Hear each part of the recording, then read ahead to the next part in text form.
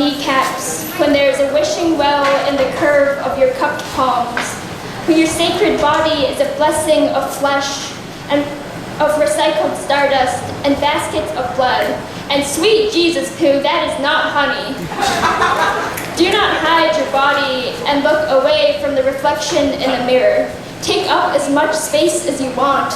I want you to see that you are a supernova exploding into existence. But do not let your brightness blind you.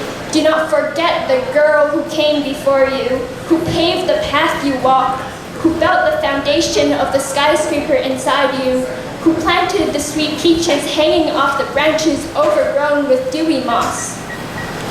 When you lean over the brook lazing down your spine, the reeds will echo in her voice, for you to be free, to let go. When the tadpoles hear, they gather to your banks and whisper, ask you about your rebirth.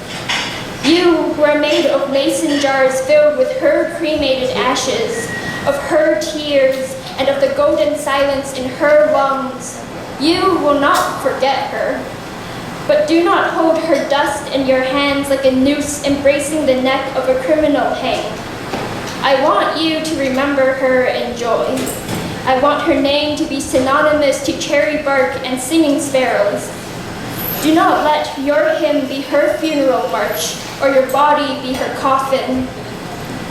You will never be able to let go of who you were yesterday. It is the beauty in rebirth. So do not think of her as martyr, as another person you lost to yourself, as girl who gave up her life for you to exist. She's still here. She will always be hidden in the poems you speak when you think no one is listening. And in your last exhale on the stage before the audience claps for you, kind girl breathes part of her life into boy molded out of riverbank mud by her splintered hands and stitched together with her needle-pricked fingers, and he is so enveloped in her light.